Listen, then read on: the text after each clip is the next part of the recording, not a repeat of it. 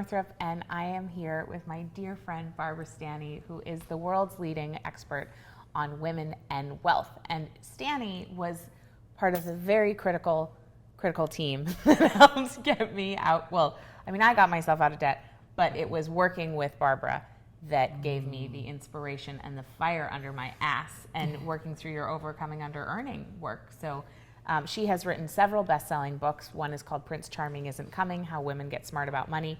The other one is called Overcoming Under Earning, which was hugely valuable in my life. And her latest book, which I'm so excited to share today, is called Sacred Success, A Course in Financial Miracles. So, Barbara, one of the things that I love is that this book is not your typical money book. No. Because you bring in spirituality. Yes. Yeah. Yeah. So how is money sacred to you? How is money spiritual to you? I believe that especially for women, financial success is a practical process, but it also can be a spiritual practice. Mm-hmm. And I believe something happens when you bring the divine into the conversation about the almighty dollar. Yeah. It makes the journey a transformational process. Right. And for me, my whole healing with money was very much a spiritual journey. Mm-hmm. And so I wanted to share that. Yeah. It's such a good book. First of all, it's a brilliant book. And what I love about it is that you're having the conversation about women and power. Yes. And money as a tool. Yes. Right? So can you talk about what power means to you? What I noticed really early on is that women's difficulties with money, because research shows women still, no matter how much money they have, they are not protecting themselves financially. And I believe women's problems or difficulties with money have far less to do with money. Yeah. And it is their fear of and ambivalence about power. Yeah. Because power demands that we step up to the plate, that we become all we can be, that we authentically speak our truth. Yeah. My definition of a powerful woman is a woman who knows who she is, who knows what she wants, expresses that in the world unapologetically. That's amazing. And who doesn't want to be that? Lots of people. Right? Because it's scary. Okay, so we're here in Seattle, and I just did the Sacred Success retreat weekend, which is amazing, and she teaches them 2 times a year, one in the Pacific Northwest, one in Baltimore. Yeah. So you can find out about that at barbarastanny.com. And one of the things you talked about is that in our lives, when we don't have what we say we want, it's because really we don't actually want it. Yeah. Right? We talk about that? Yeah. We can say it's what I call the law of congruence, that we don't get what we ask for. Right. We get what we really want deep inside. Yeah. So if you're saying, gosh, I want to make more money, but deep inside what you really want is for people to like you, and you don't like people with money. If what you want is to stay safe, because making more money requires being uncomfortable, if what you want is not to rock the boat, then more money really isn't what you want.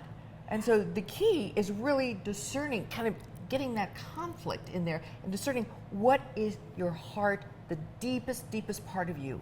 What is it really wanting? Yeah.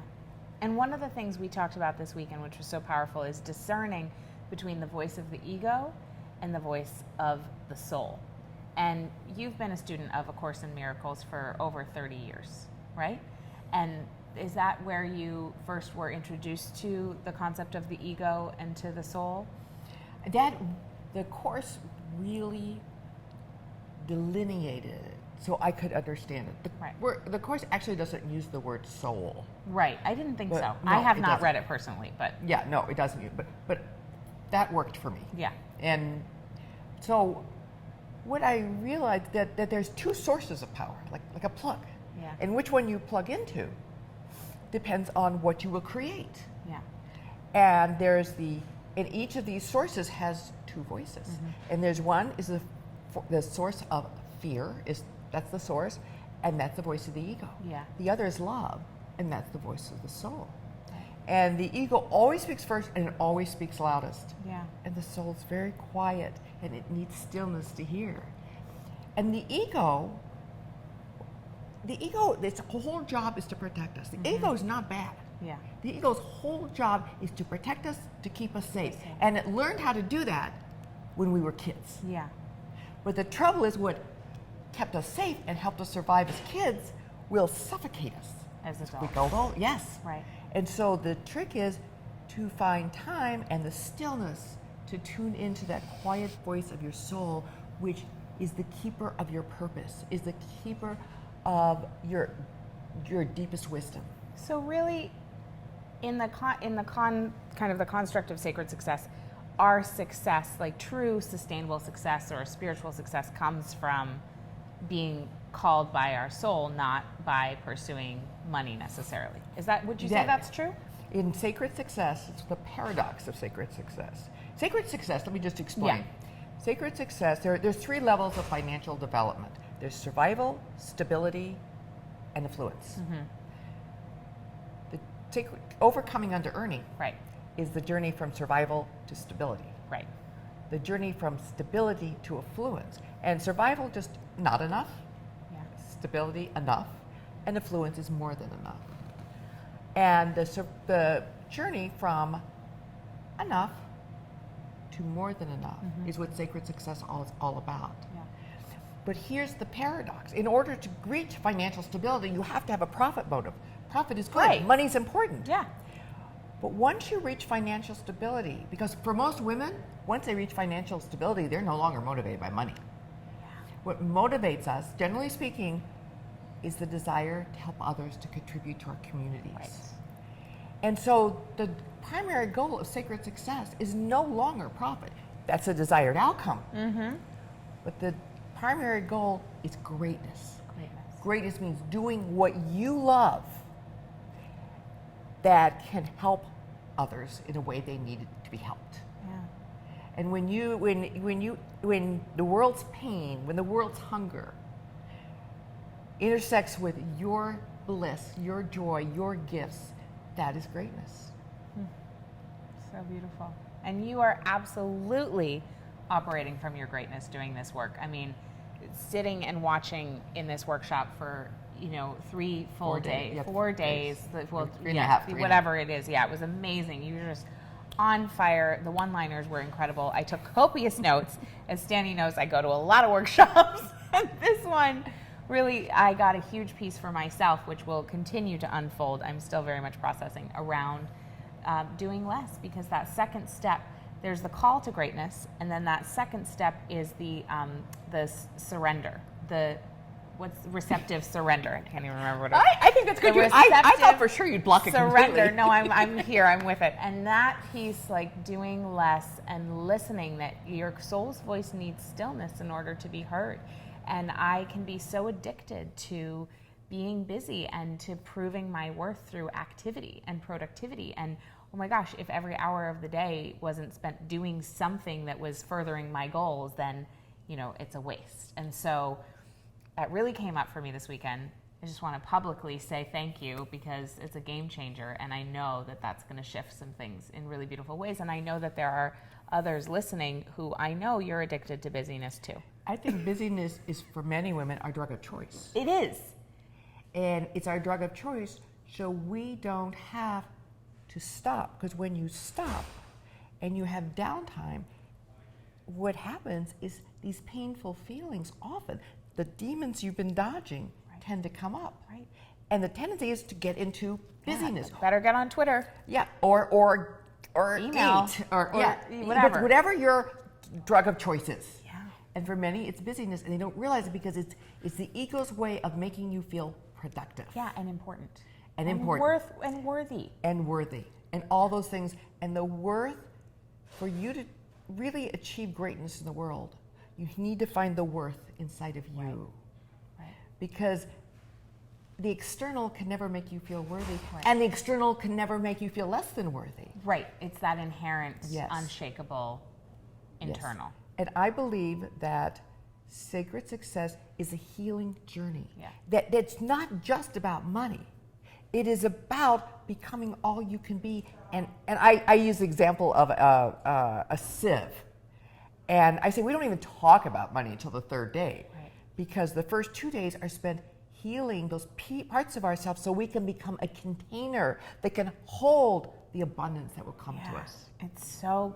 This work is really profound. It's really profound. I'm so grateful to know you. I'm so grateful to be doing this work with you, and for everything that's going to come, both for you and for all the women who were there this weekend, and for everybody who's going to read this book. I think, obviously it's a book for women, but I think men will get a lot out of it as well. And I want to know now the two questions I like to ask at the end of every episode, which is, what are you doing right now that makes you scared, but that you're doing anyway? Writing this book. Yeah. And then publicizing it. Yeah. For me, this is like my coming out party. For me to come out of my spiritual closet and to talk about money in the same breath as spirituality and to intertwine the two is not something that the masses accept. Yeah. And this is terrifying for me. Very terrifying. New. This is very new what you're doing. It's very new. You're revolutionary. Yes, and it scares the hell out of me. Yeah, good. That's awesome. One of the things we talked about that you're so brilliant at pointing out is that fear is inevitable. You can never be fearless. It's just acting in spite of it. See, fear is good. Right. Because fear is a sign that you're leaving your comfort zone. Mm-hmm. And success in anything is always found just outside your comfort zone. Yeah. And so even though I'm scared, and I get scared a lot around this book, I got scared writing this book. Yeah. But I would have to shift my thing and say, oh goody, I'm scared. That means I'm going outside my comfort zone. News. This is good. This is good. This is good. It feels like crap, but it is good. I love that. And then when do you feel the most free?